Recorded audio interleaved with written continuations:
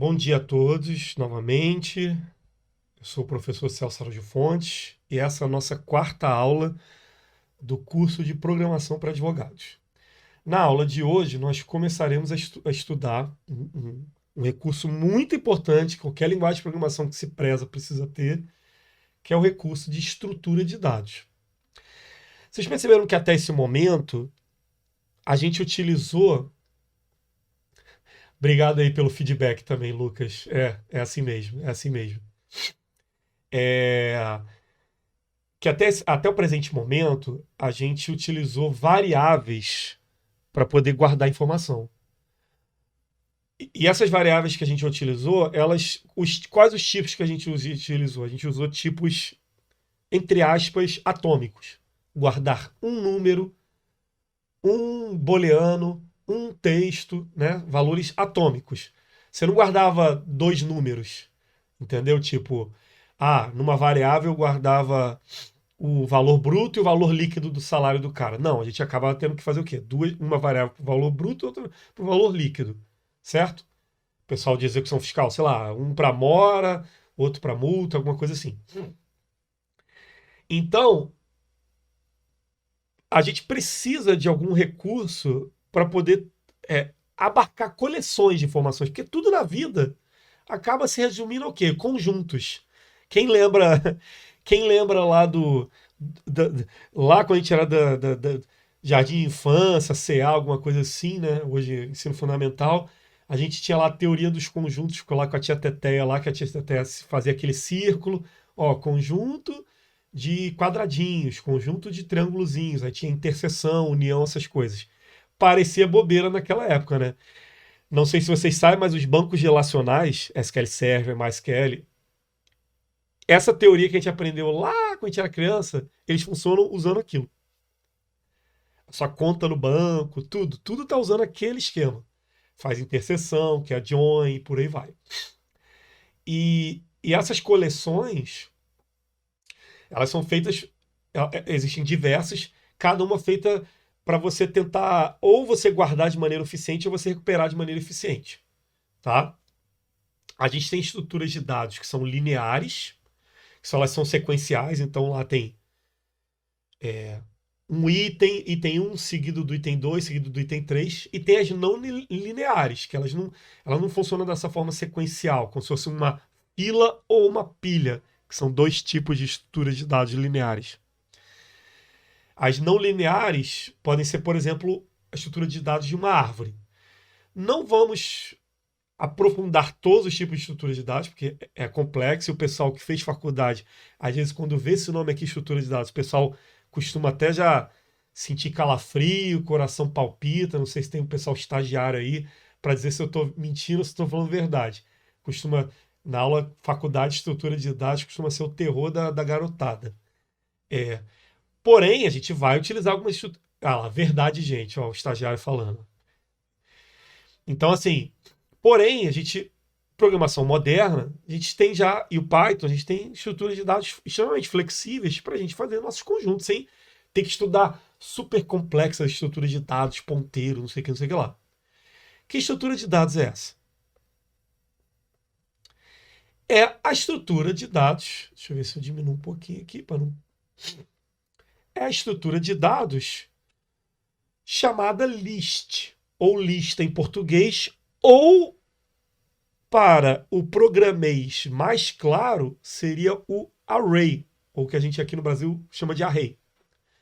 Ou, para todo mundo, obviamente, todo mundo aqui fez colégio, o que a gente ia chamar isso aqui no colégio? De vetor, matriz. Lembra que a gente via lá no colégio? Ah, tem um vetor de números e tal. A gente usava lá, às vezes até trigonometria para calcular alguma coisa assim. O vetor nada mais é do que uma coleção de informações, aonde essas informações elas são colocadas em posições daquele vetor. E qual é a primeira posição de qualquer vetor, ou no Pythonês chamando de lista, ou arrays chamando de maneira de programação geral? Qualquer linguagem de programação, o primeiro item de um array é sempre o item 0. Eu sei que no Excel não existe a coluna 0, certo? O Excel começa o quê? Com a linha 1. Por quê? Porque o Excel ele é feito para o usuário comum, né? Então, assim, normalmente a gente nunca começa as coisas com 0 na vida real. Ah, olha, o, o fulano teve a maior nota no concurso, então ele ficou no 0 lugar. A gente não faz isso, né, no dia a dia. Mas na prática, na programação e na matemática, o cara que tirou a maior nota no concurso, ele ficaria na posição 0, por incrível que pareça. Tá? Matematicamente, ele ficaria na posição 0, porque é o início. Tá? É o início de uma coleção, de uma matriz. Então aqui, por exemplo, sem mais delongas, vamos lá.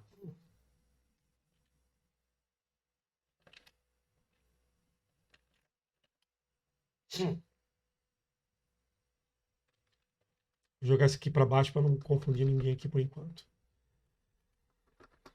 Como é que é feita a minha matriz? Eu abro aqui o bracket e coloco separado por vírgula cada item dentro da minha matriz. Então aqui eu tenho aqui autores, poderia ser aqui Mega Sena. Os números da Mega Sena. Anotem aí, hein, quem quiser ganhar, hein? Mega Sena da virada aí, ó. 17, 23, 57, 2, 1, 2, faltam quantos números? 1, 2, 3, 4, não, 2 e 14. Pode anotar aí que quem apostar isso aí vai ganhar na Mega Sena da virada. Então aqui eu tenho uma coleção, uma lista, né, um array.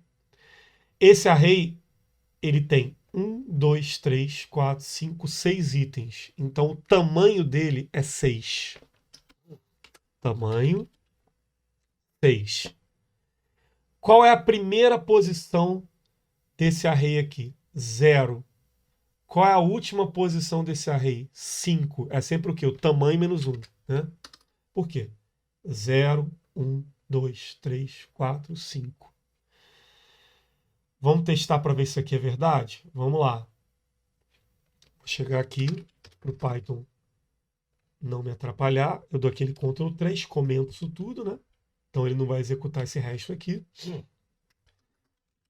Print Mega Sena. Eu quero ver o primeiro número da Mega Sena aqui.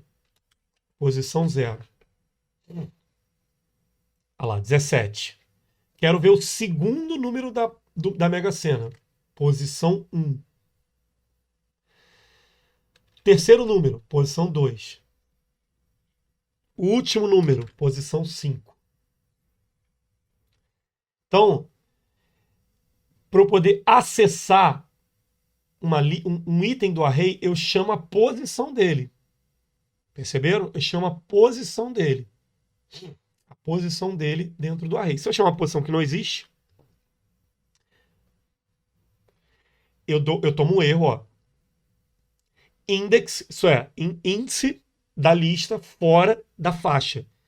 List index out of range. Então vamos lá, vamos voltar para um exemplo aqui um pouco mais próximo aqui do direito e mais palatável aqui, que seria a questão de autores.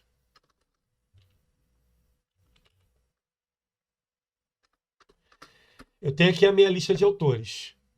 Qual é o tamanho dessa lista de autores, pessoal, no chat?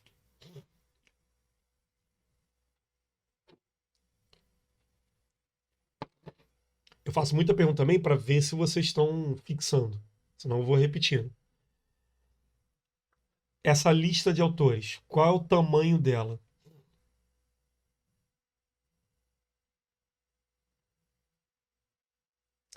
Não, são as posições. Isso, exatamente, Fernanda. 4 é o tamanho, tá? Se eu quiser pegar o primeiro autor, Maria, né? Quiser listar Maria, posição 0. Se eu quiser listar o Lucas, 0, 1. Ou, perdão, listar o Tiago, 0, 1, 2. Ele vai imprimir aqui, ó, Tiago. Tiago. Se eu quiser imprimir o último e eu não sei o tamanho da lista, a lista tiver um tamanho dinâmico, tá vindo de um CSV, de um banco de dados, eu não sei. Eu posso fazer o inverso. Eu posso dizer assim, ó, -1. Se eu coloco -1, não importa o tamanho da lista, vai sempre vir o último, tá? No caso aqui o Lucas, tá vendo? O Lucas. Se eu colocasse mais um item aqui, ó, Ana, ele vai imprimir a Ana, porque a Ana seria de trás para frente, isso é, da direita para a esquerda, ela seria a -1. Desculpa, não tem muito com o tema atual, mas suas perguntas poderiam ser enquadradas como condicionantes para sair de um possível loop? Sim. A gente vai perceber que na programação moderna, a gente vai usar o loop, ele é feito exatamente. Ele não é feito para a gente ficar repetindo na tela. 1, 2, 3, 4, 5, 6. Ninguém vai fazer um programa para isso. A gente vai usar a estrutura de laço para iterar coleções. Eu fiz esse comentário na última aula, mas assim, ele ficou de forma de spoiler, né? A gente vai ver isso agora na prática, Nicolas. Tá? Então aqui, ó. Maneiras de acessar pontualmente itens do array. Como é que eu pego o tamanho de um array? Eu uso uma função chamada len do Python e passo o nome da variável que está guardando aquele array, que está apontando para aquele array. Qual o nome da variável? Autores.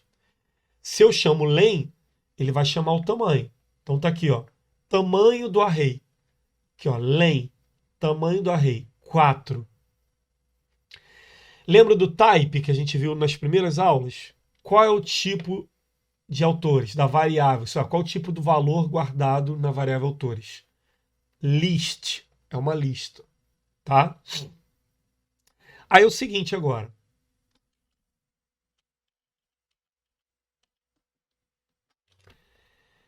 Eu quero dinamicamente imprimir a lista de autores. Como é que eu faço isso? Lembra do for que a gente viu na última aula? O for, ele é o quê? Uma estrutura de laço. Ele vai sendo executada até, quando o caso a gente usa o in, lembra que a gente usou o range? Até aquele conjunto acabar. Que conjunto é esse aqui? Conjunto autores. Então, o que ele vai fazer? Eu vou dar uma variável para ela servir de ponteiro, dinamicamente, para algum item de autores. Então, como é que vai funcionar esse for? Aqui, ó, for autor. Comecei o for. Esse autor ele vai apontar para o primeiro item da lista. Qual o primeiro item da lista? Maria. Aí, o que ele vai fazer aqui?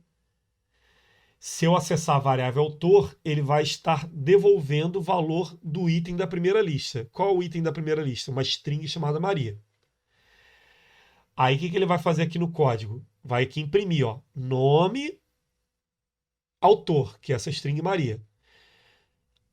Aí ele vai ver, existe mais algum item nessa lista? Tem, o item 1. João. Aí ele vai chamar esse statement, tá? Agora o autor vai estar apontando para quem? Para João. Aí ele vai imprimir João. Aí vai rodar o for de novo, lembra? Laço, né? Repetição. Quem é o próximo item da lista? Tiago. Então o autor vai apontar para esse cara aqui. Tiago, que é uma string. Aí vai imprimir nome Tiago. Aí tem mais alguma coisa para fazer? Não. Existe mais algum item nessa lista? Tem. Lucas. Aí o autor vai apontar para Lucas. Vai imprimir Lucas. Aí ele vai rodar de novo.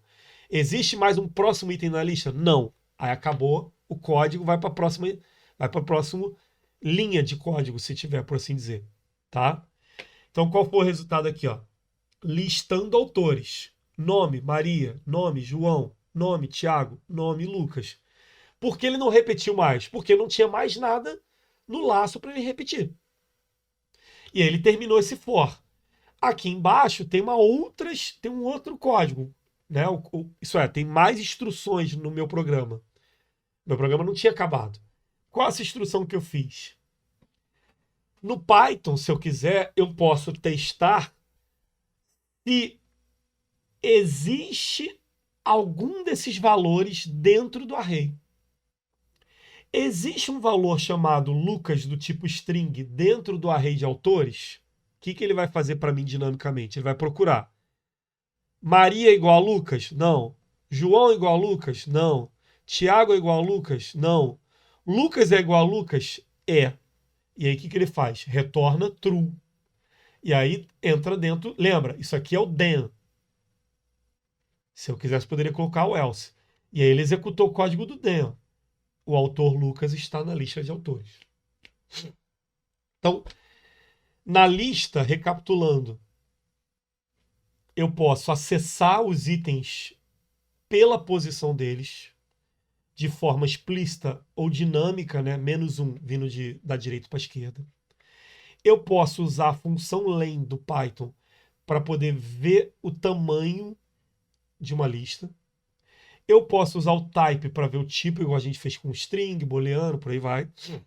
Tá?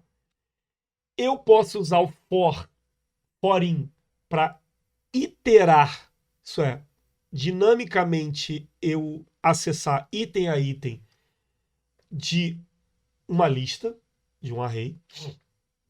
E se eu quiser também, eu posso usar o if com o in para ele automaticamente, sem eu precisar eu fazer o laço e testar um por um. Ele faz isso para mim, internamente, ver se algum desses valores está dentro do array. Essas são algumas das possibilidades que a gente pode fazer trabalhando com array. Vamos ver agora como é que a gente pode modificar o array? Vamos lá. Agora vai começar a ficar mais complexo, tá? Vai começar a ficar mais complexo. Vamos lá. Aqui, antes de partir para código, eu acho que vai ser mais intuitivo se a gente ver no slide.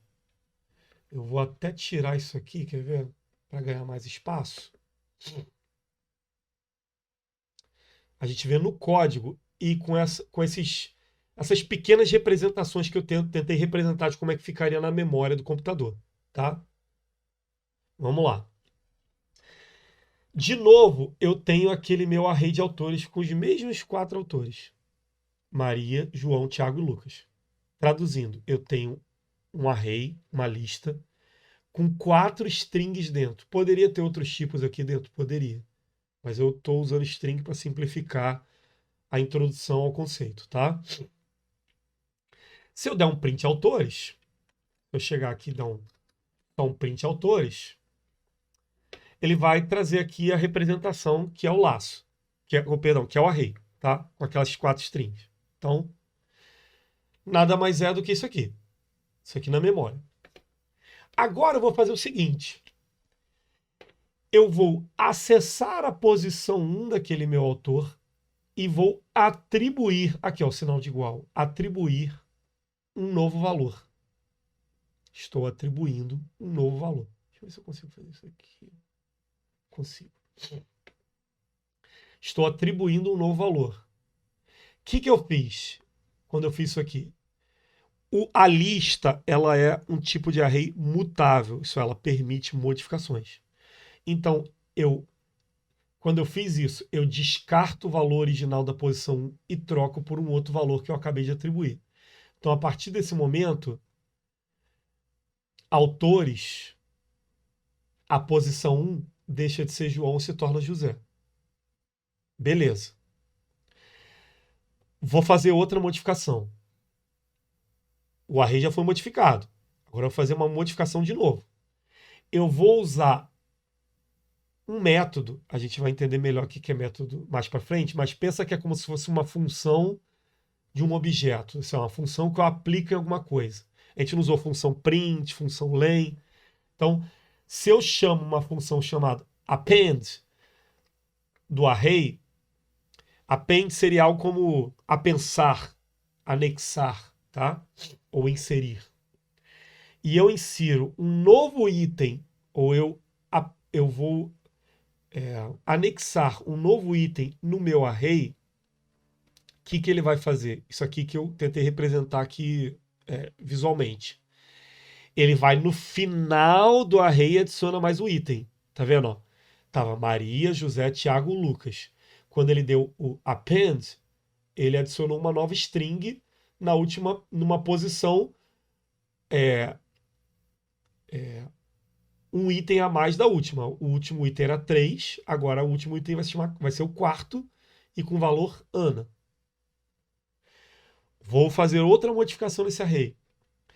Eu vou fazer um insert numa posição específica. Quando eu uso essa função insert, eu tenho dois parâmetros. Eu digo que quero na posição específica 2, que até o presente momento era o Thiago, e eu vou passar o valor que essa posição nova vai ter. Marcos. O que o Python vai fazer? Ele vai inserir na posição 2 e todo mundo que estava na 2 vai ser empurrado para frente. Então, o Thiago virou a 3, o Lucas virou a 4 e a Ana virou a 5. Isso aí, ele foi lá no meio e literalmente enfiou dentro do array e empurrou todo mundo que estava depois para a direita. Tá? Aí o array ficou com essa carinha aqui. Vou fazer mais uma modificação. Eu vou remover o último item da lista, o pop. O pop, ele remove o último item da lista. Quem está acostumado, quem estudou, por exemplo, pilha. Uma pilha é o seguinte: se você tenta puxar alguma coisa do início ou do meio de uma pilha, a chance da pilha desmoronar é muito grande. Normalmente, qual é o certo jeito de você remover o item da pilha? Você remover o último item da pilha. Eu coloquei um livro de direito penal, um livro em cima de direito constitucional e um outro de direito previdenciário. Se eu fosse fazer um pop nisso, eu tiraria o último item da lista, da pilha. O último item da pilha foi o quê? O livro mais acima, certo? Então, ficaria aqueles últimos dois colocados antes. O pop, ele tem essa ideia de você sempre tirar o último, como se isso fosse uma pilha, tá? Quando você passa sem parâmetro. Então, quando eu executei o pop, quem era o último nessa última atualização da lista? Era a Ana. Então, a Ana, pop, saiu. O array voltou a ser um array de tamanho 5. E o último cara deixou de ser a Ana, virou o Lucas. Agora eu vou usar o pop passando parâmetro. Eu quero que ele tire o cara da posição 2. Quem é o cara da posição 2? É o Marcos. Tirei ele. Não é que eu crio duas listas. A lista ela some e ele se reajeita. Então, o Thiago assume o lugar do Marcos, o Lucas assume o lugar do Thiago e a posição 4 deixa de existir. Tem mais maneiras de modificar o array? Tem. Vamos lá.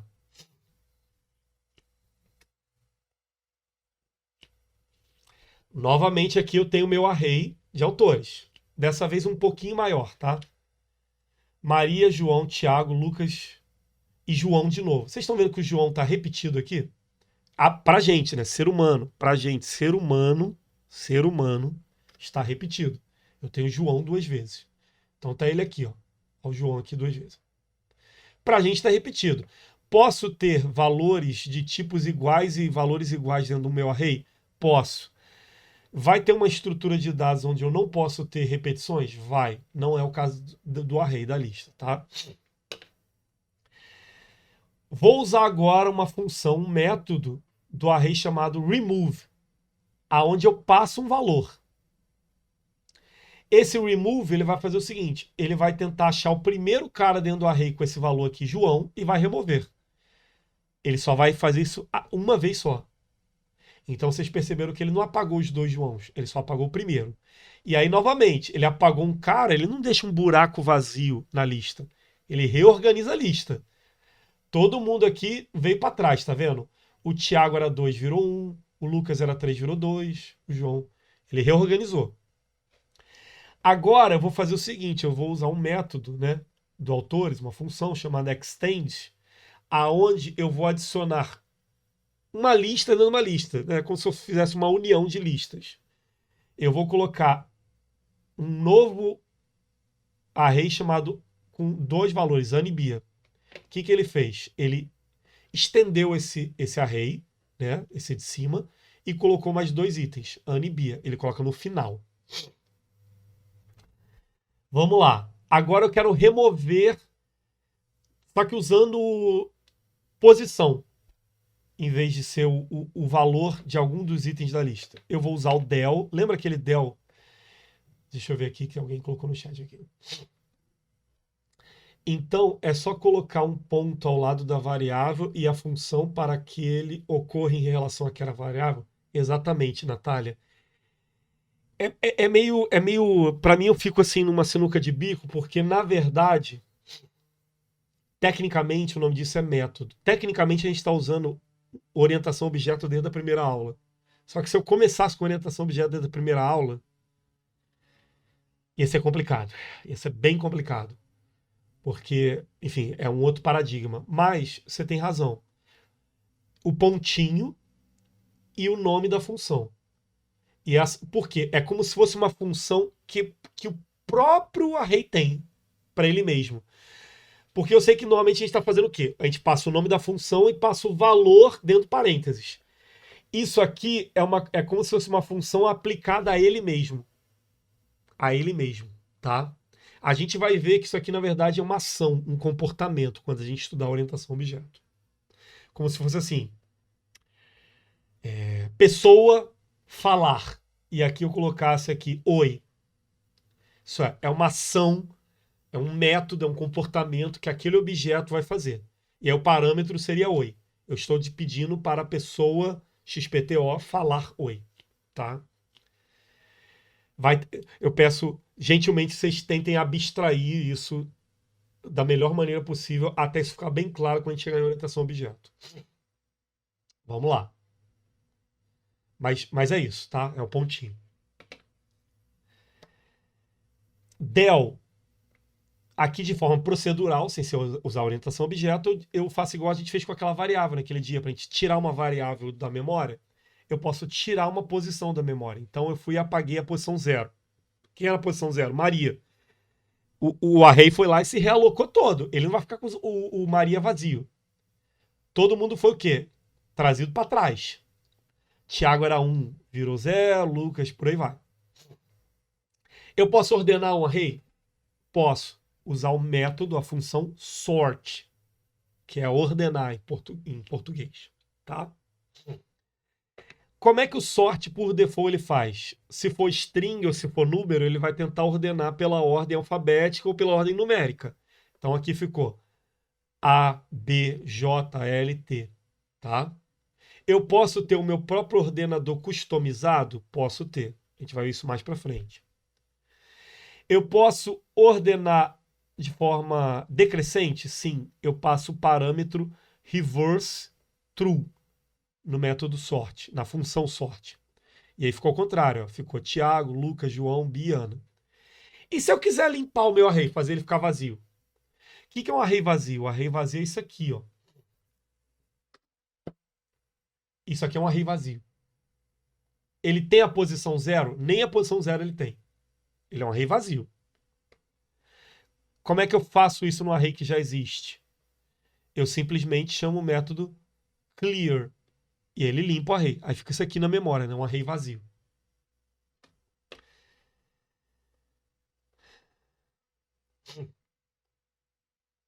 Bem, isso foi um overview de como a gente pode trabalhar com coleções dentro, uma maneira de trabalhar com coleções dentro do Python, tá? Eu tentei seguir essa abordagem gráfica para tentar ficar um pouquinho mais claro para vocês perceberem essa questão dessa abordagem e ver como é que vai modificando. Então, se a gente fizer alguns testes aqui, por exemplo, vamos lá. Alunos. Ou pode ser até a própria Mega Sena mesmo. Mega Sena. 1, 2, 3, 4, 5, 6. Nunca vai acontecer isso na Mega Sena, né? Mas vai que. Chance 1 em 1 trilhão. Vamos ver se a gente aprendeu. Pessoal, como é que eu faço para modificar? Eu quero pegar o primeiro número que foi sorteado ali da Mega Sena e trocar ele por número 15. Como é que eu faço isso aqui no código? Qual que seria a posição do primeiro número?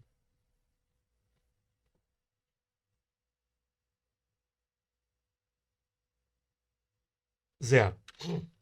Então eu faço assim, ó.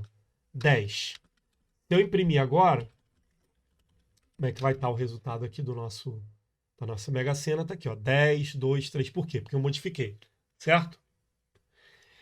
Se eu quisesse, vamos dizer que tivesse um sétimo número, eu fosse ter um sétimo número sorteado aqui. Como é que eu poderia dizer aqui que eu estou colocando aqui um sétimo número sorteado? Aqui a gente vai ter que fazer o seguinte, ó, append, e aí colocar aqui o 90. Nem sei se tem, acho que nem vai até esse número aqui, nem vai até esse número aqui, 10,5. Nem vai até esse número aqui a Mega Sena, mas 56. Append, tá? Pode ser o Extend também. Mega Sena, Extend, certo? Extend. E eu poderia passar uma rede de uma posição só, aqui, ó, 44. Poderia ser também. Não tem problema. Deixar o print sempre aqui embaixo para a gente ver. Então, ó, não tem problema. Só que assim, é meio desnecessário, né? Isso aqui, o Extend, ele tem mais utilidade se a gente fosse colocar outro número aqui qualquer. 13, sei lá. Aí teria utilidade, tá?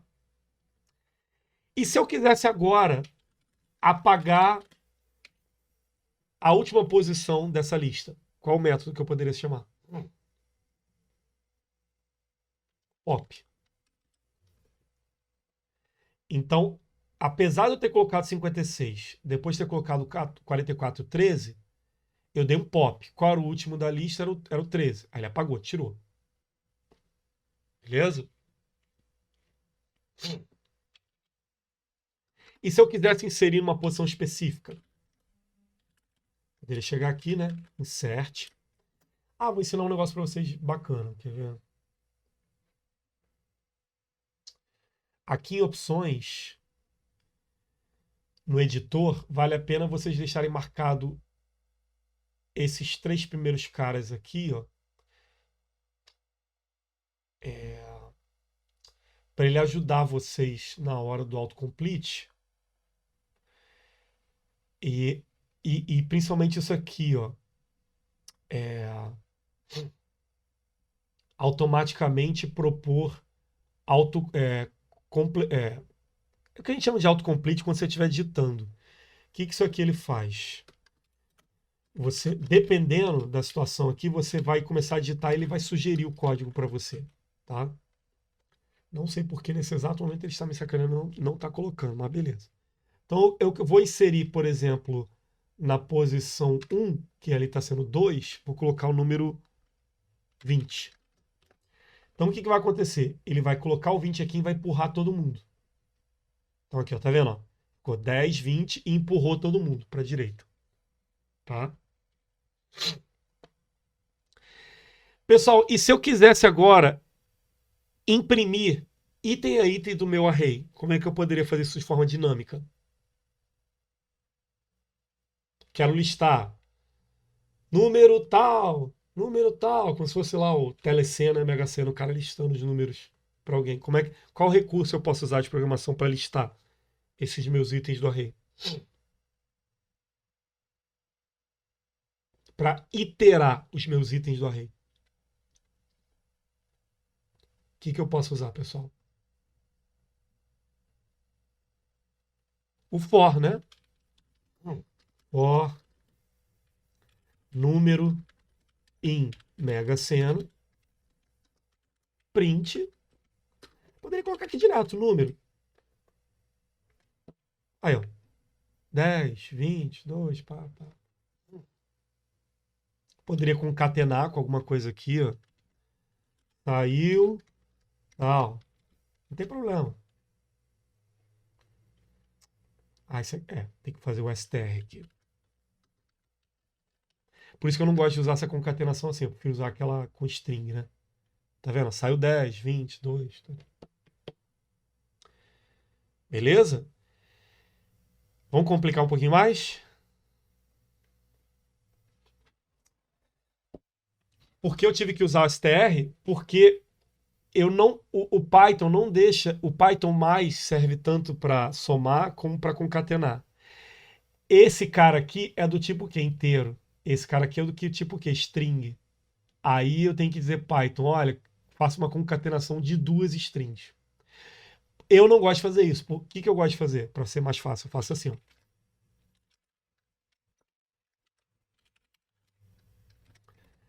E aí o Python que se vira lá e faz a concatenação. Por isso que eu prefiro usar template string, que é esse Fzinho aqui. Entendeu, Natália?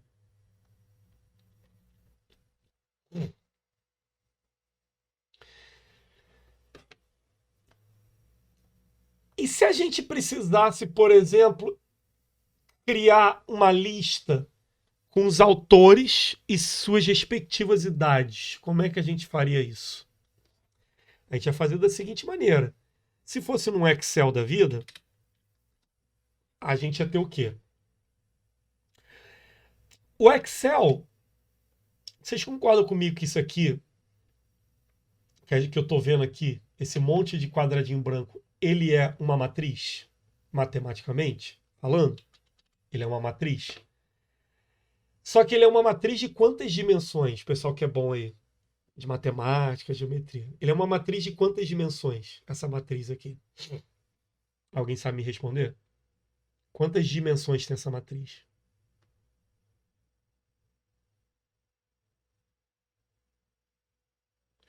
É uma matriz de linhas e colunas. Traduzindo, é uma matriz de... É isso aí mesmo, Rodrigo. Uma matriz de duas dimensões.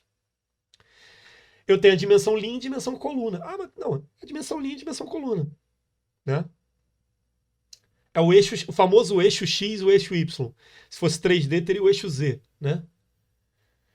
Então aqui poderia ter assim, José, 22 anos. Maria, 30, sei lá, 26 anos. E por aí vai. Como é que eu representaria isso aqui no Python? Vamos lá.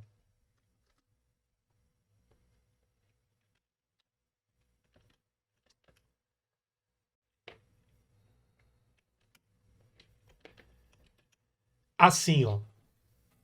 Autores é um array de qual tamanho? Aí eu olho aqui a vírgula.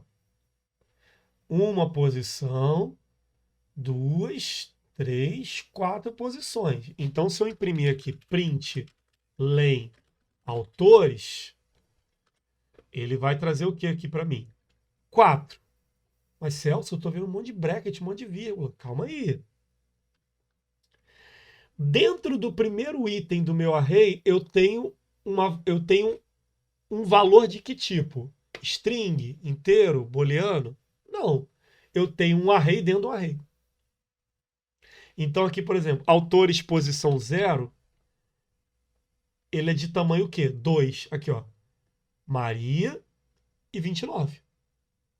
E aí os outros a mesma coisa. Celso, assim é meio esquisito de ver. Eu concordo com você. Como é que normalmente eu gosto de fazer isso e eu peço o pessoal fazer isso nos códigos fontes da vida, tá? Assim, ó.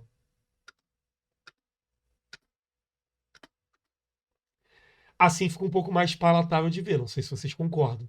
Não fica mais tranquilo de ver assim? Tem problema fazer assim no Python? Não, não tem problema nenhum. Tá vendo? Tá rodando o código aqui de boa, não deu erro nenhum.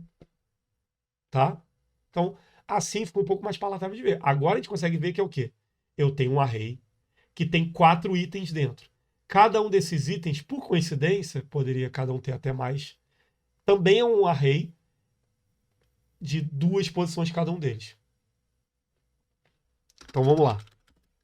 Agora eu quero ver se vocês pegaram um jeito da coisa mesmo. Eu quero saber, eu quero via programação pegar a idade do José. Então, primeiro, o José está em qual posição do array de autores? Qual é a posição do José, pessoal? 0, 1, 2 ou 3? Qual a posição do José? 1. Então, se eu fizer assim, ele vai trazer o José, vai estar trazendo o array. Eu não vou fazer isso para o usuário, né? O usuário, se vira aí e tenta achar qual dessas duas coisas é a idade do cara. Eu vou fazer isso para o usuário. Agora a gente acessou o array José. Aí, esse array que está o José. A idade dele está em qual posição? Na posição 0 ou na posição 1? 1. Então faça assim, ó.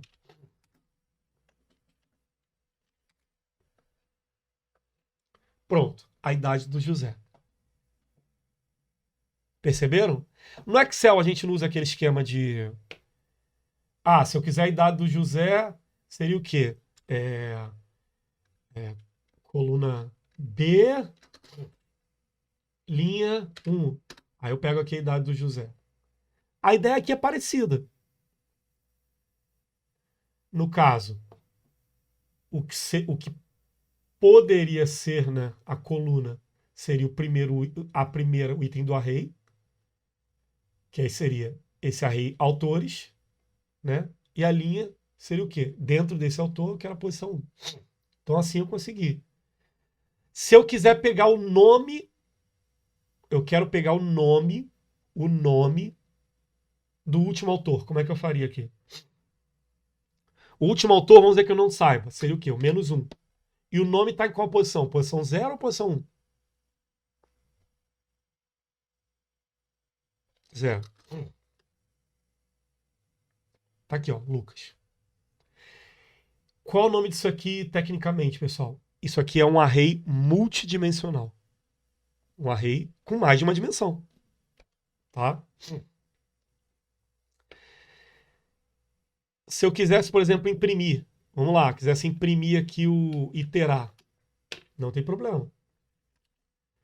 For autores em autores, eu vou imprimir, porque agora, quando eu faço for, significa que o autor vai estar apontando para esse cara aqui na primeira vez, depois o autor, a variável autor vai estar apontando para esse cara aqui na segunda vez, na terceira, na quarta não vai ter nada, ele vai sair do for, certo?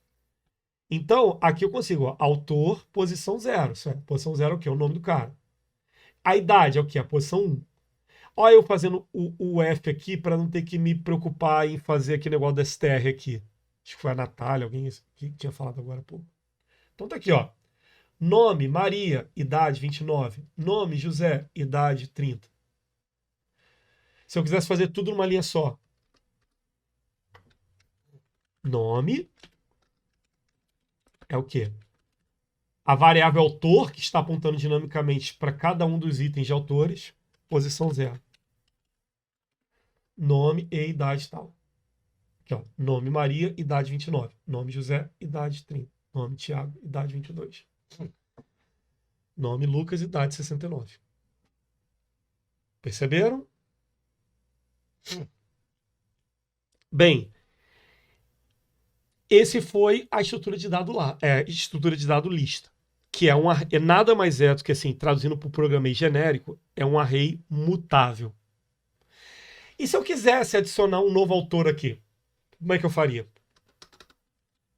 Autores, append, Ana,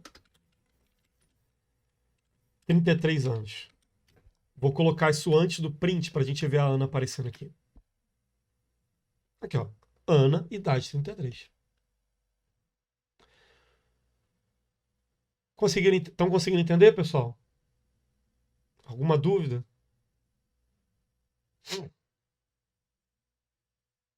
Beleza. Lógico, né? Vocês vão poder rever a aula, praticar à vontade. Isso não é trivial. Eu sei que não é trivial. Aqui eu tentei fazer uma representação de como ficaria na memória, tá vendo? Dentro da posição 0, eu tenho um outro array. 0 Maria, 1, 29. Dentro da posição 1, eu tenho um outro sub-array. Porque eu vou ser sincero com vocês, essa aqui é uma representação mais fiel do que isso aqui. Isso aqui é meio que uma ilusão para o usuário comum, né? O cara.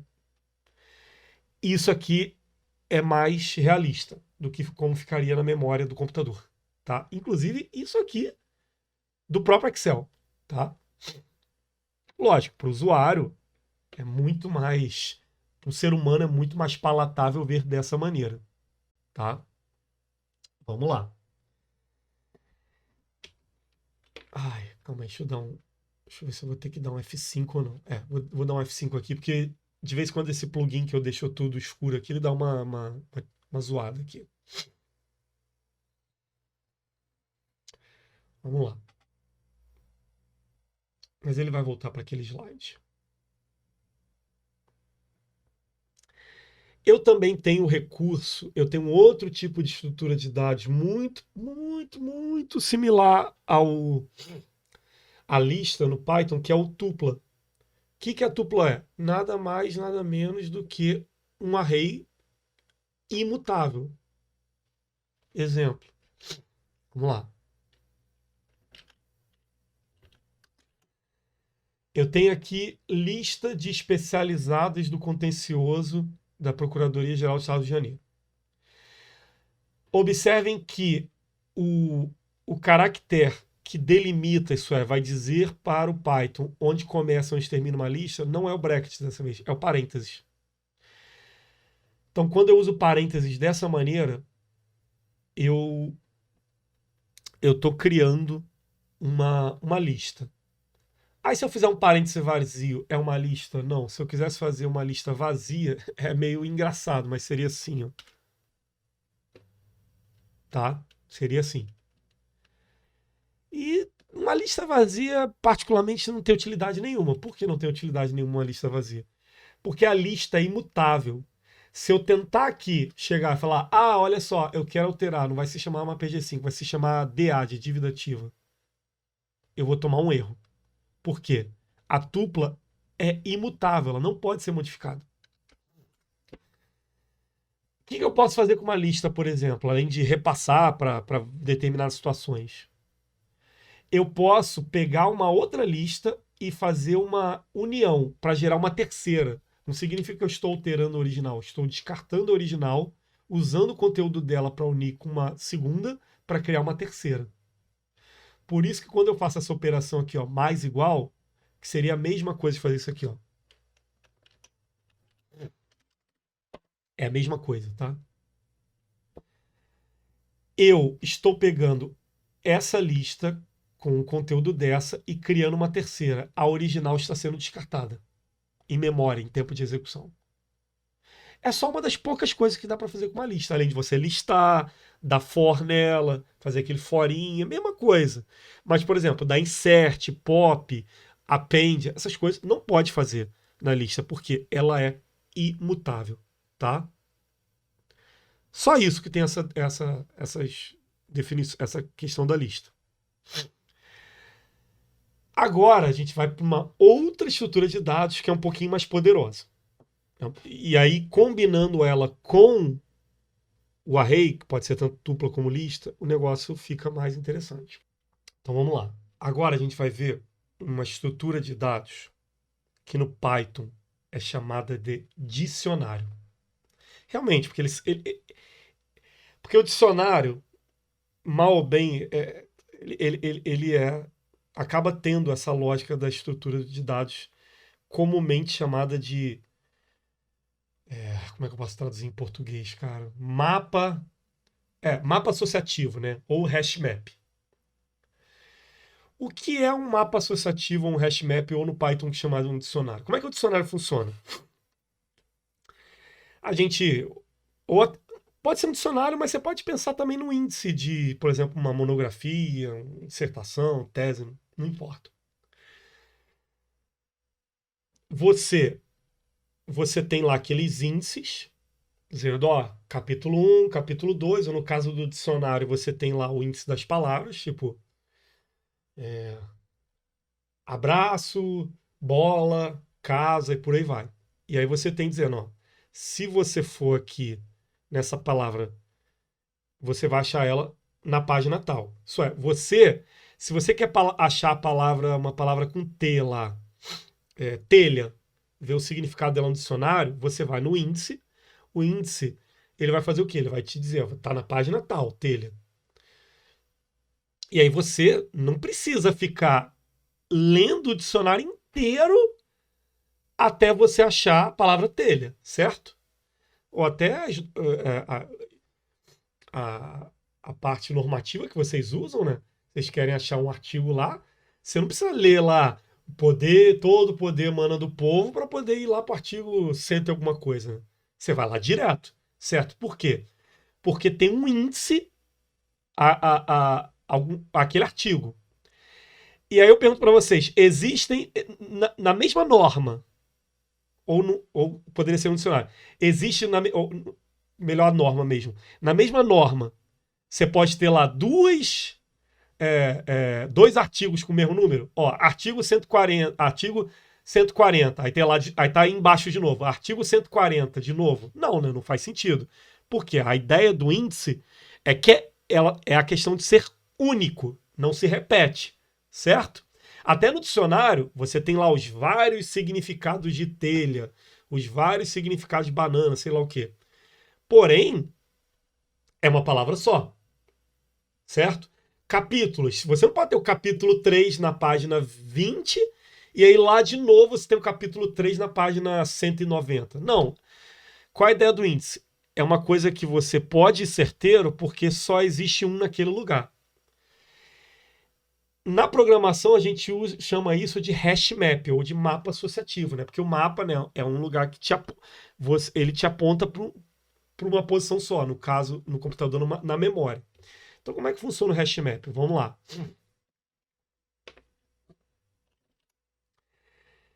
A sintaxe do hash map é o seguinte. Eu uso aqui, né, é, esse caractere, né, as chaves. E quando eu abro as chaves, o Python entende que eu estou criando um dicionário. E como é que os itens do dicionário são dispostos? Igual do array, separados por vírgula, tá vendo? Esse aqui seria um item, esse aqui seria outro, esse aqui seria outro. Então eu tenho 3 itens aqui dentro do meu mapa associativo, do meu hash map ou do meu dicionário. Porém, vocês estão percebendo que eles seguem esse esquema aqui de um valor, 2 pontos, outro. Um valor, 2 pontos, outro. Um valor, 2 pontos, outro. O que isso aqui significa? E fica até mais fácil de visualizar assim, ó. Eu até gosto de fazer isso aqui, ó, na verdade. Deixar dessa maneira aqui, assim, ó. O programador não tem a menor dúvida de quem é o quê. Isso aqui significa o quê? A chave. Ou o índice. Isso aqui significa o valor. Chave, valor. Chave, valor. No array, a gente definia a chave explicitamente na hora de inserir. A gente dizia posição 0, posição 1, certo? Só que se o array sofresse modificação, as posições mudavam, não mudavam? O cara que era o 1 virava o 2, ou dependendo do cara que era 1 virava o 0. Aqui não tem essa história. Por quê? Aqui é um mapa associativo. Não interessa se eu fizer isso aqui, ó. Não importa a posição que eu jogar. Isso aqui não importa se eu jogar Maria para baixo. Não importa. Por quê? Se eu quiser acessar o nome desse autor, ou dessa autora, mais precisamente, eu chamo aqui pelo índice. Perdão aqui. Faltou. É que eu tinha tirado a vírgula aqui, desculpa. Aqui, ó, Maria. Eu posso trocar aqui, ó. Posso novamente jogar para cá, vírgula, pá. Não tem problema deixar uma vírgula no final aqui, ele não liga, tá? Não importa. Por quê? Aqui não é posicional. Aqui o dicionário é pelo índice. Aí você fala, ah, Celso, mas e se você chegar aqui e colocar outro nome aqui e chamar Ana? O que vai acontecer? Se eu repetir, não importa quantas vezes repetir, o último vai substituir o anterior. Então agora a Maria se chama Ana. Por quê? Lembra que eu falei para vocês? Pô, eu não posso pegar uma normativa qualquer lá e ter lá o artigo 15 duas vezes. Ah, tem o artigo 15 que fala isso e tem o artigo 15 que fala assado na mesma lei. Não, não faz sentido. Do mesmo jeito que não faz sentido a Ana ter 2 nomes. Porque esse array é igual. Eu poderia até colocar assim, ó. Eu poderia até colocar uma outra coisa aqui, ó. Sobre nome. E aí ela tem o sobrenome Ana. Tudo bem, não ia ser muito legal, né? Seria alguma coisa assim, da Silva, né? Não tem problema. Não tem problema. Então, o dicionário, ele tem essa característica. Ele tem essa característica de ser um mapa associativo, onde eu tenho que definir as chaves. Eu não posso chegar aqui e fazer assim, não. Ó. Legal. Eu não posso fazer isso. Porque, ó, eu estou esperando uma chave. Eu tenho que ter uma chave aqui. Nem que seja assim. Nem que seja uma chave que não faça o menor sentido. Igual, legal. Mas eu preciso ter. Aí como é que eu acesso aquele legal ali? Autor, chave 1. Aí vai voltar aqui, ó. Legal. Perceberam? Quando a gente começa a ter isso aqui, aí a gente começa a ter uma situação que aí sim começa a ficar parecido com o que a gente vê nas planilhas do dia a dia. Que as planilhas do dia a dia, o que elas têm aqui assim, ó? Nome. Aí teria aqui idade, né? Você tem o que seria o, o, o, o nome do atributo ou o nome do valor, no caso aqui daquela coluna, tá? Que no caso aqui é aqui a chave. Então vamos lá.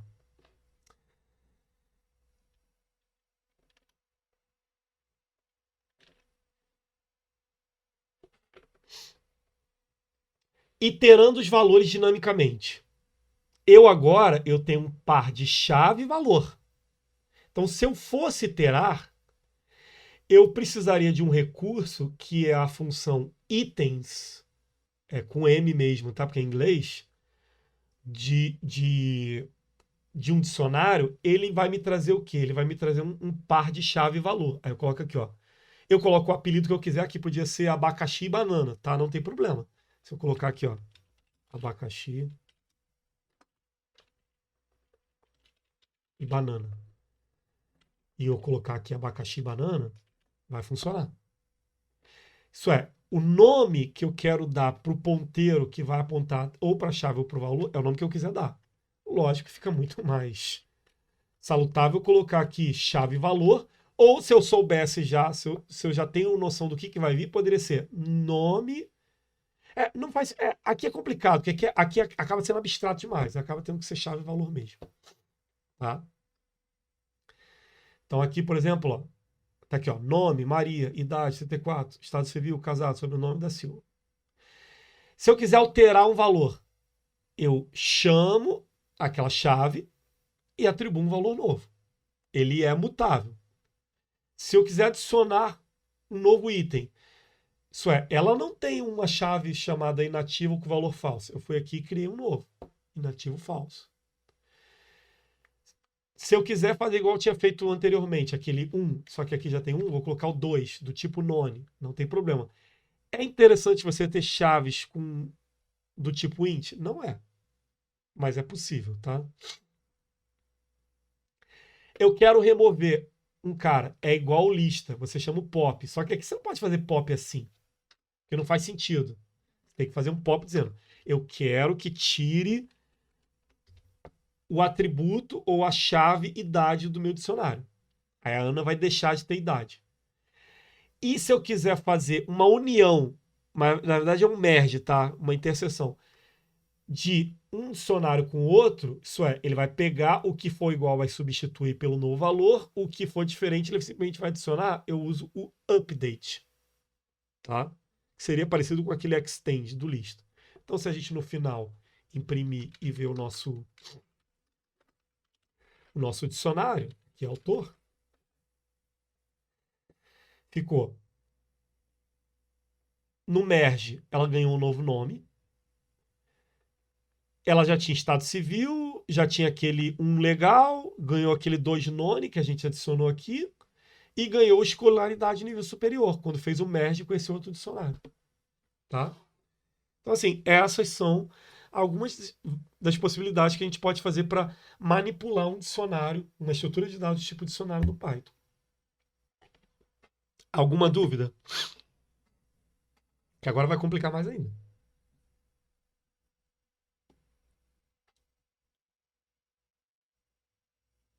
Vamos lá.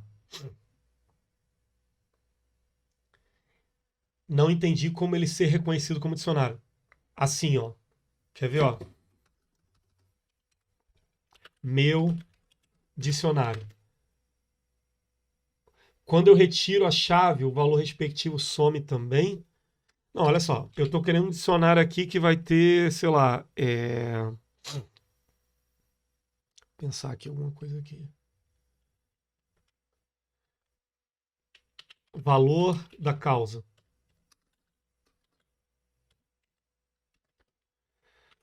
9.000 reais.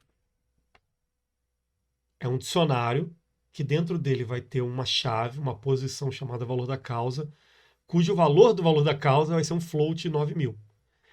Quando eu retiro a chave, o valor respectivo some também. Não, se você tirar a chave, já o programa nem vai rodar, tá? Já dá erro de sintaxe. Isso aqui não é possível de fazer, tá? Não é possível de fazer, Marcos.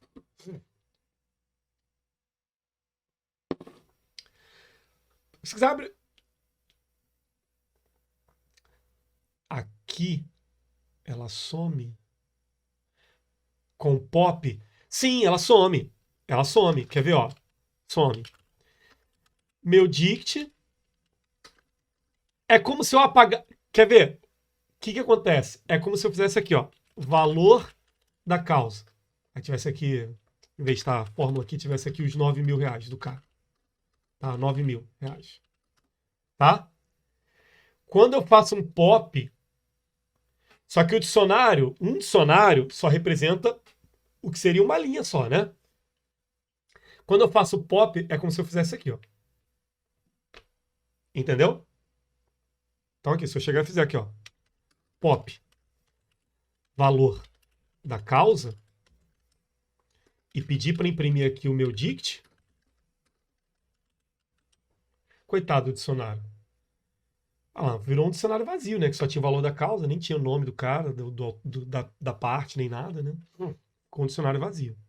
Eu poderia, se eu quisesse, não é muito recomendar, mas eu poderia fazer assim, ó. Valor da causa recebe 0 ou none. Aí eu troquei, ó. Ah, não tem valor da causa nenhum. Poderia fazer isso também, tá? É uma outra opção. Quero deixar o item lá, mas eu quero dizer que não tem. Vamos dizer que é um processo que não tem valor da causa. 0. Poderia ser, entendeu? Sem problema nenhum. Vou complicar agora um pouquinho mais. E se eu quisesse ter um dicionário dentro de um dicionário? Isso é, um dicionário multidimensional ou um dicionário alinhado. Eu posso ter também. Vamos lá. Aqui eu fiz questão de já deixar a indentação para ficar mais fácil de entender. Eu tenho um dicionário que tem 1, 2, 3 chaves. Nome, idade e cônjuge. Certo? A chave nome tem valor Maria. A chave idade é um int 33. E a chave cônjuge é de qual tipo? É um outro dicionário, que por sua vez dentro dele tem a chave nome e tem a chave idade. Como é que eu faço? Esse é mole, para imprimir o nome da Maria. Autor, posição quê? Autor-chave, né, para assim dizer, né? Eu tô dizendo posição, mas não é posição porque não é posicional. Autor, qual o nome daqui? Qual o nome da chave?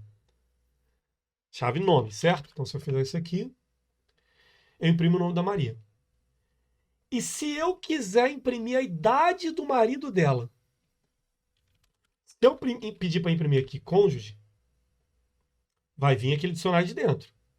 Qual a posição da idade do cara? Posição, perdão, a chave. Idade. Então, se eu fizer isso aqui, eu pego a idade do José. Então, você vê que a lógica é muito parecida com o que a gente viu agora há pouco, com aquele rede multidimensional. Só que aqui, em vez de ser 0, 1, 2, 3 posicional, aqui é o nome das chaves. Como se fosse, sei lá, artigo tal, parágrafo tal, inciso tal. Seria isso. Perceberam? A lógica é muito parecida mesmo. E se eu quisesse que fosse um array de dicionários de autores para fazer uma estrutura complexa que poderia literalmente representar qualquer informação que vocês pensarem agora de qualquer área do conhecimento humano. Vamos lá.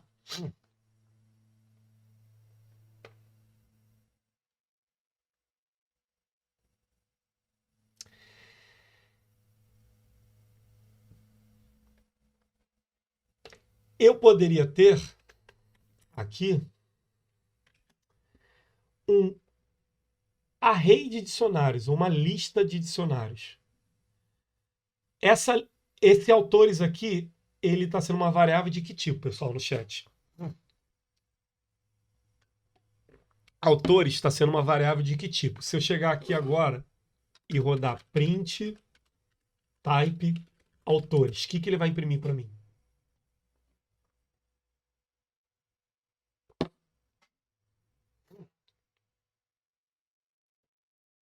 Uma lista, ótimo, uma lista.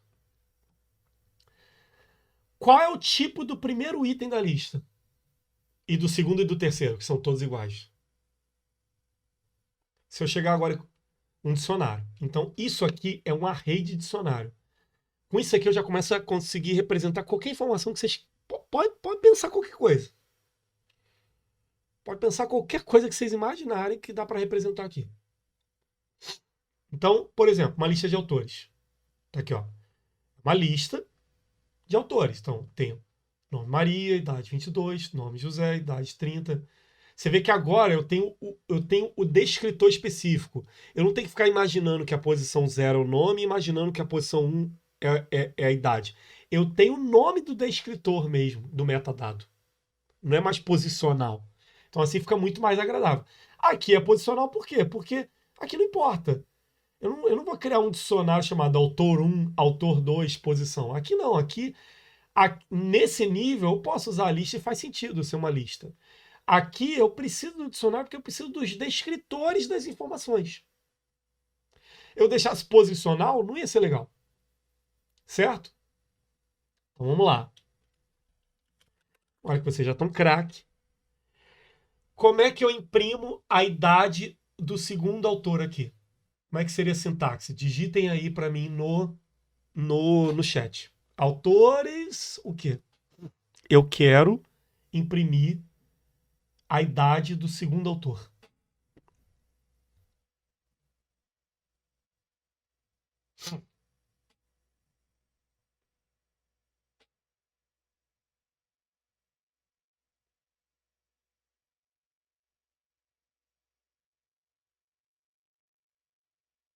Vamos lá. Como é que eu acesso o segundo autor? Esquece que ali é um dicionário. Como é que eu acesso numa lista, num array, o segundo autor? Qual é o primeiro autor? Começa o array com o quê? Qual a primeira posição do array? O que a gente aprendeu hoje? Qual a primeira posição do array? 0. Então o segundo autor é o quê? Não é bem isso, Rafael, mas então o segundo autor é o quê? Qual é o segundo autor? Começa com 0, então o segundo é o quê? 1, certo? Qual é o nome da chave? É até meio besta falar essa pergunta, mas qual é o nome da chave em que está a idade do autor? Idade.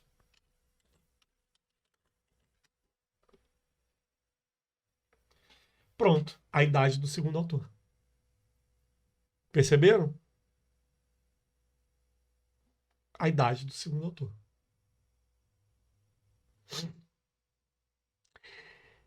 Por que a ordem?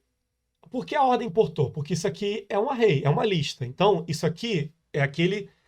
É igual aqui, ó. É a mesma coisa do Excel. Então assim, aqui a idade importa. Você tem lá uma listinha, certo? Né? Se a gente voltasse lá para aquele negócio lá. Para a questão do array aqui. Então tem lá 0, 1, 2. Por quê? Aqui é uma lista. Uma lista que tem 1, 2, 3 itens. Só que agora não é simplesmente Maria dentro da coisa. Eu tenho um dicionário. O dicionário trabalha com chave. Então, primeiro eu acessei a posição do array e depois eu acessei a posição dentro desse dicionário. Por isso, realmente, Marcos, por isso a ordem. E se eu tivesse um array com um dicionário dentro e dentro do dicionário um array, como é que ficaria? Vamos fazer? Eu falei que é complicado.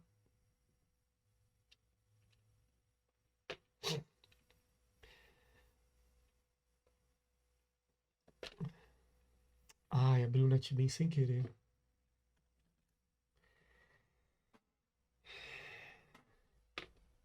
Eu tenho a rede de autores. Um autor, dois autores, três autores. Eu só tenho três, ó. Se eu der aqui, ó, print, deixa eu só fechar o NetBeans aqui, sim. Vou ter que esperar e carregar. NetBeans é leve. Só que não. Type, autores. Não, perdão, type não. Len. O que vai ser o resultado desse print aqui? O que vocês chutam?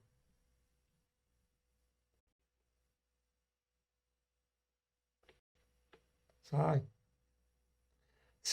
Aquele print lá, qual vai ser o resultado dele? No Tony. Esse print de autores vai sair o quê se a gente imprimir agora?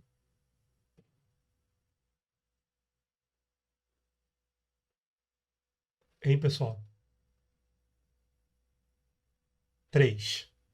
Certo.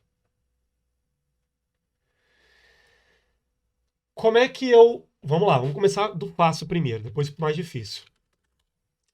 Como é que eu imprimo o nome do primeiro autor? Digitem aí no chat a sintaxe para mim. O nome do primeiro autor.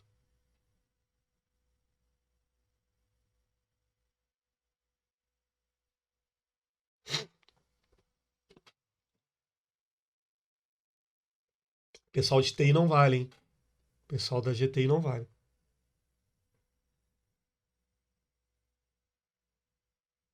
Como é que eu imprimo o nome do primeiro autor? Opa. Maurício, é quase isso, mas você lembra? Qual é o primeiro item de um array? É o 1 ou é o 0? É o 0, né? Então, tu chegou muito perto. Aí, ó. Print, autores, posição 0. Não tem vírgula em nenhuma situação, tá? Aqui. Posição 0, chave, nome. Quando eu fiz isso aqui, eu entrei dentro desse cara. Quando eu fiz isso aqui, eu selecionei só esse cara. Então tá aqui, ó. Maria. Se eu trocar aqui por 1, vai vir o quê? José.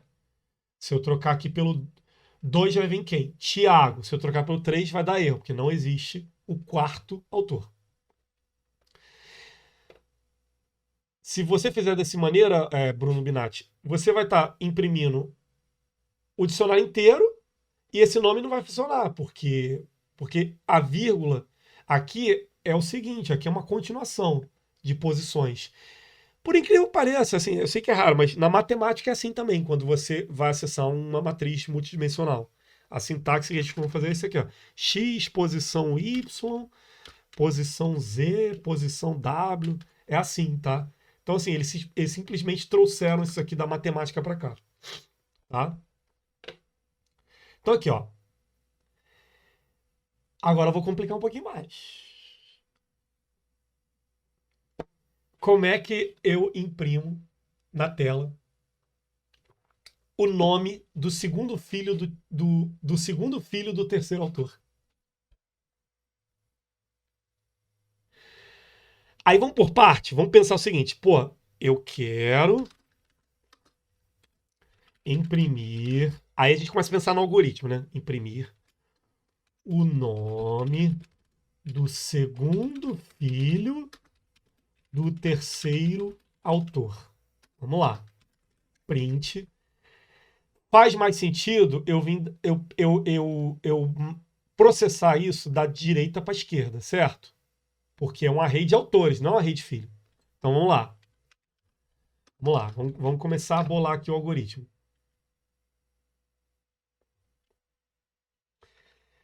Autores.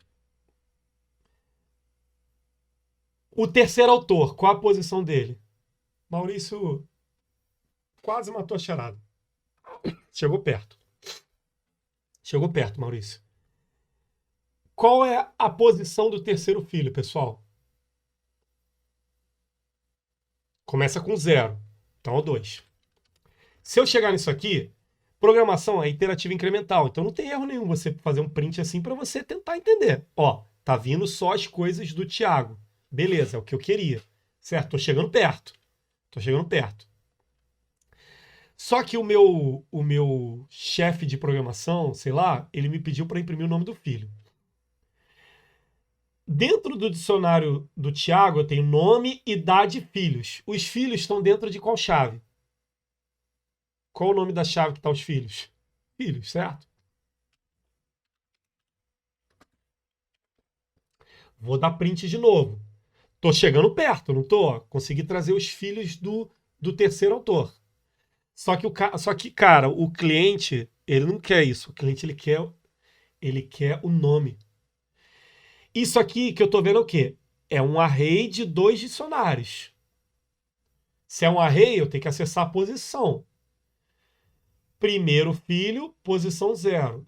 Segundo filho, posição 1. Tô chegando perto. Só que o meu cliente ele não quer que apareça isso aqui na tela. Ele quer que apareça o nome do Huguinho. Então aqui, ó.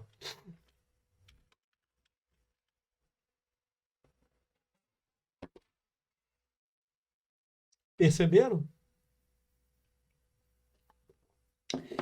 Quem já trabalhou com JavaScript ou qualquer outra linguagem de programação e teve que lidar com JSON, não se assustou com isso aqui. Por quê? JSON não é o JSON do sexta-feira 13, não, tá? É isso aqui, ó. JSON. JavaScript Object Notation. Isso aqui é uma notação usada muito no JavaScript, igualzinha a sintaxe. Só que tem que ser aspas duplas, tá? Para poder ser certinho. Isso aqui é muito utilizado em web services modernos para troca de informação. Então, por exemplo, você vai fazer uma integração com um web service moderno, ele vai trazer nesse formato aqui para você. Eu vou mostrar para vocês que isso é verdadeiro. Por exemplo, você pode até aqui, ó, JSON placeholders. Aqui, ó, é um serviço REST de uma API de mentirinha. Então aqui, por exemplo, se eu quisesse simular, acessar um web service que vai trazer para mim uma lista de posts. Olha como é que é a sintaxe aqui, ó. Um array de dicionários, onde tem o usuário, o ID, o título do post do cara, isso aqui é aquele lorem Y, né, de mentirinha, e o corpo. Tá vendo? Então, por exemplo, no PGA Digital, eu coloquei para acessar vários serviços REST. Um dos que eu coloquei, não sei se o Vinícius me ajuda agora, que eu não estou lembrando de cara, eu coloquei para poder pegar, acho que o valor do IPCA, essas coisas são usadas para cálculo de honorário e tal. Isso, foi o dos índices, Celso. Então, E também teve a questão da petição inicial, não teve também? Que vocês então, fizeram. depois se você puder trazer o URL de um desses para mim, esses web services, quando eu acesso eles, eles trazem nessa anotação aqui. Aí vem lá, Eu vou pegar um aqui, peraí. mês tal, aí diz lá, índice IPCA, valor 0 ponto alguma coisa. Mês tal, índice não sei o quê. Aí ele traz nesse formato. Isso aqui, sem brincadeira, hoje acho que 90% da internet usa essa sintaxe, essa notação para trocar dados entre, entre servidores diferentes.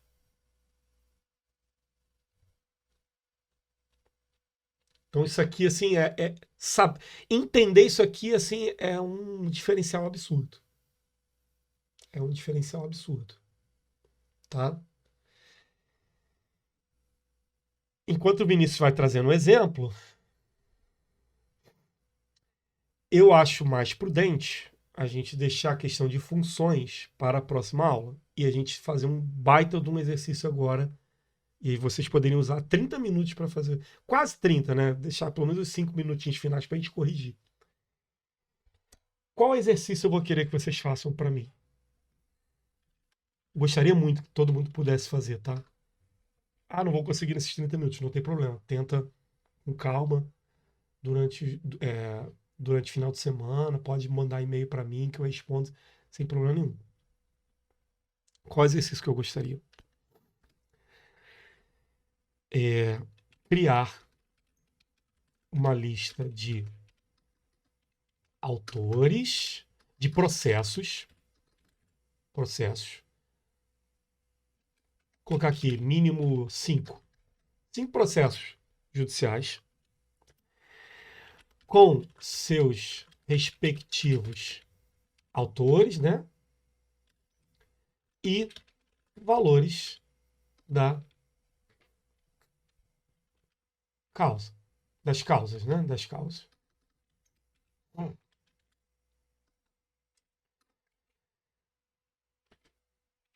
Calcular. A gente vai pressupor valores das causas e se vai ser um verdadeiro ou falso,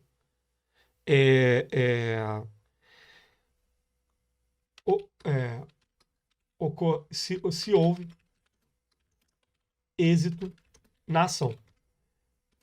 Isso é o Estado, né? O Estado, quem for da PGM município, ganhou.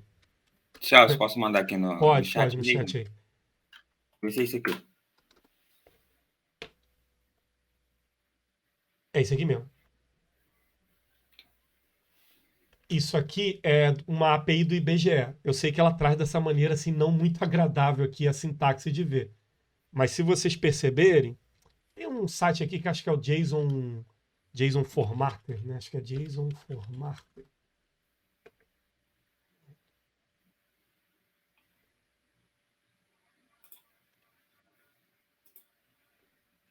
Ctrl C, Ctrl V.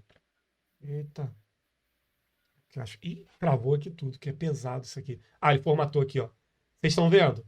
Isso aqui é o web service do IBGE. E aí, isso aqui são... Aqui, ó. Aí ele traz o código dos cadastros da empresa, tá vendo? Então aqui é um array de dicionários que tem uma chave ID, uma chave nome. Eita, lá, travou, porque ficou grande demais. Uma pena aqui. Deixa eu trazer dessa maneira mesmo aqui.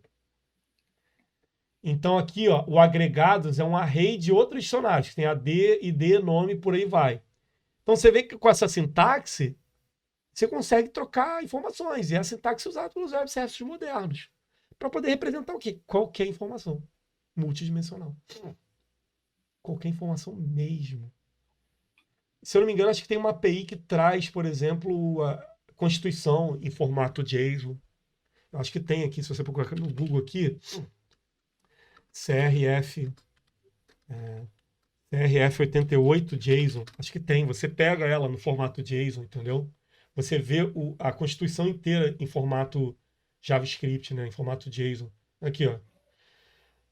Aqui tem que. Não, esse aqui o cara fez negócio de questões, mas tem API das normativas e tal. E vai vir sempre nesse formatinho aqui. Formato muito útil mesmo. Então, voltando ao nosso exercício, vocês vão fazer uma lista de processos com seus respectivos autores e valores da causa e se houver êxito na ação. Sim ou não? Vocês vão colocar um true ou false lá. Para os casos de êxito,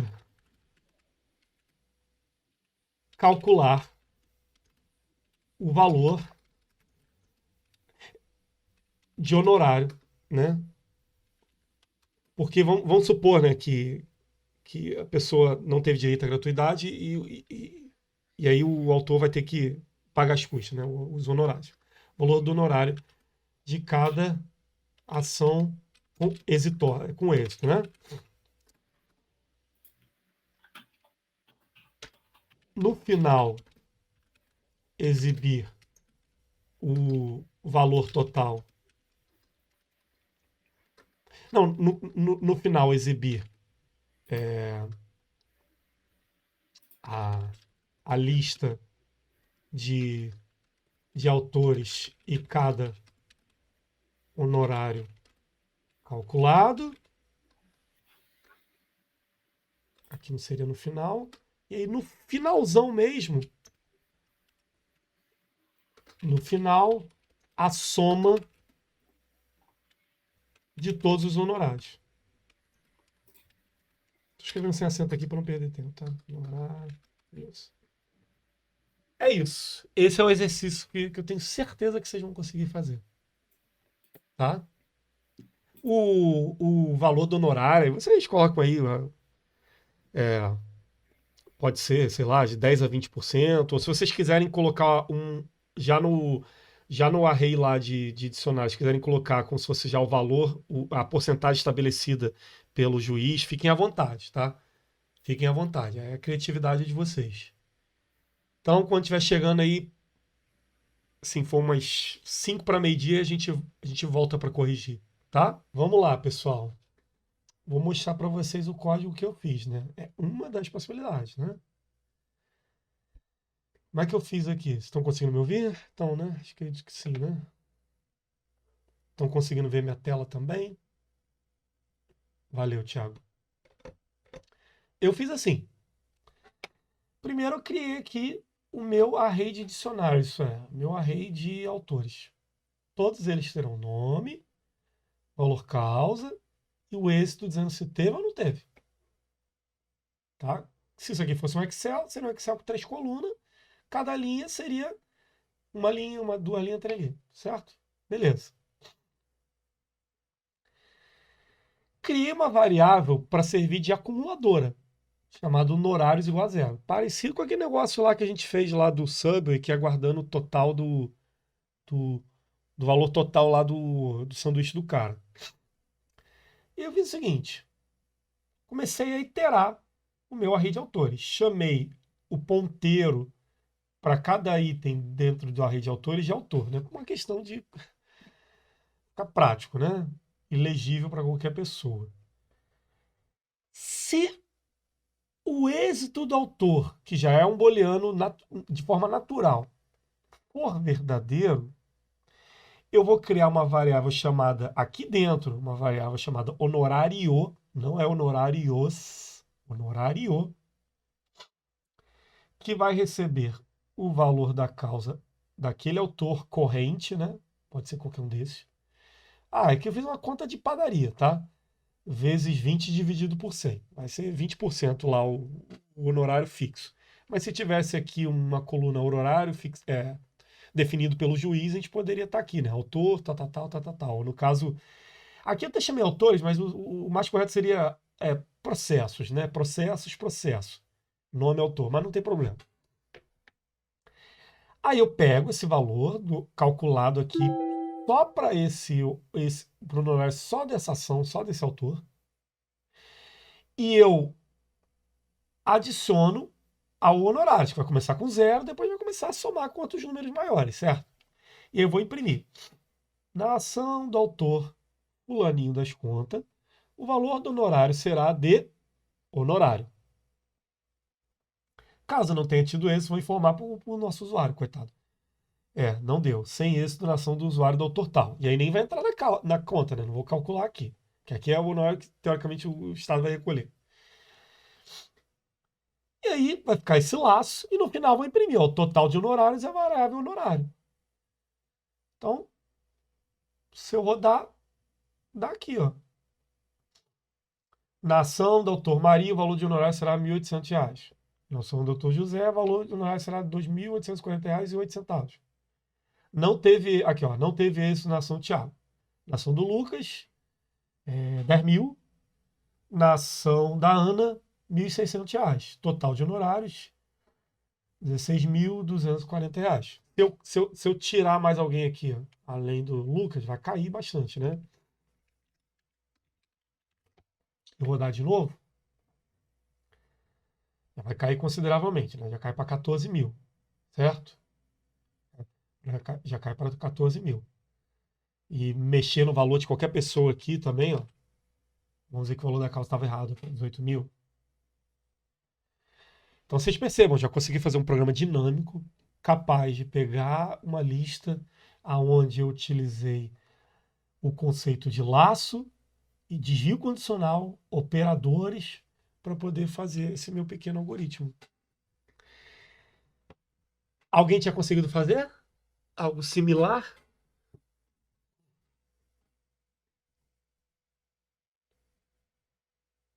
Eu fui direto pro print. Tranquilo, Natália. Acontece. Eu vou mandar esse código para vocês por e-mail, tá? Mandar agora, vou mandar daqui a 2 minutos, tá? Vou mandar esse código aqui para vocês por e-mail, para vocês darem uma estudada e darem uma praticada, tá? Alguém ficou com alguma dúvida do que a gente estudou hoje ou do que eu acabei de fazer? Pode abrir o microfone e falar, Marcos.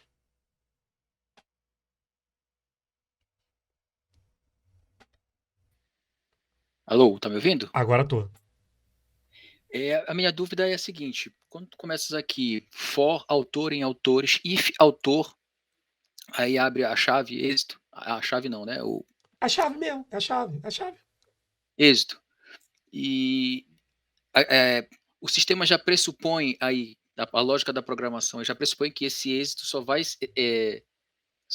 se referir àquilo que estiver como true, como verdadeiro? Sim, porque é um booleano. Seria a mesma coisa de eu fazer isso aqui. O programa vai se comportar da mesma maneira. Tá vendo? Só que isso Tá, aqui como é que eu posso dizer? A gente chama isso de verboso, né? De necessário. É quase como se eu falasse assim, água molhada. Entendeu? entendi, entendi, Desnecessário. Porque isso aqui já é naturalmente um booleano. Seria diferente de fazer assim. Ó, quer ver que seria diferente de fazer nome igual a Maria. Aí ele só ia calcular o honorário de quem se chamasse Maria, entendeu? Isso entendi. aqui não. Isso aqui, o êxito já é naturalmente um booleano. Nos bancos de dados, a gente tem normalmente, com exceção do Oracle, diga-se de passagem, a gente tem um tipo booleano do banco de dados para a gente gravar as coisas. Então, isso aqui, se fosse uma tabela do banco de dados, estaria lá. Êxito, true ou false. Entendi, Entendeu? entendi. Obrigado. Nada, disponha. Mais alguém?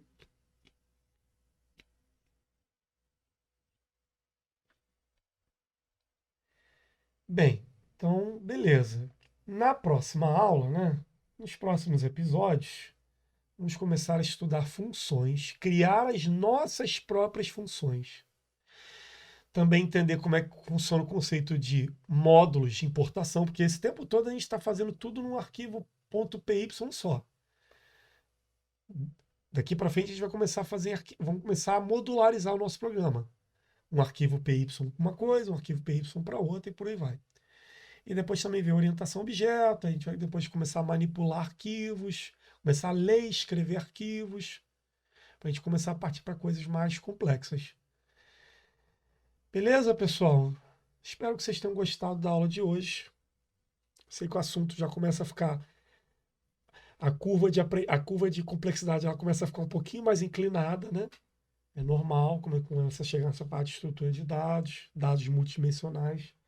Mas não tem muito como fugir disso, né? Que faz parte da vida, né? Do dia a dia, né? De uma aplicação da vida real. Não tem como a gente fugir muito disso, né? De uma aplicação da vida real. A gente não vai ficar só trabalhando com um variávelzinho, uma string só, né? Normalmente os programas. A gente quer que o computador trabalhe para a gente, trabalhe com quantidades consideráveis de informação, porque a gente fosse fazer uma por uma, a gente demorar muito, né? O computador faz milhares de cálculos por segundo. Espero que vocês tenham gostado da aula. Daqui a pouco vou colocar essa aula no YouTube para vocês poderem revisar e praticar à vontade. Eu tô perdendo a noção dos dias, né? Por causa de feriado, e ontem o pessoal da TI, a gente virou a madrugada lá debugando o programa de produção, faz parte da vida de programador. E aí eu tô sem noção, tô vendo agora que é sexta mesmo. Desejo um excelente final de semana a todos. Fiquem com Deus e até quarta-feira que vem. Deixa eu parar aqui.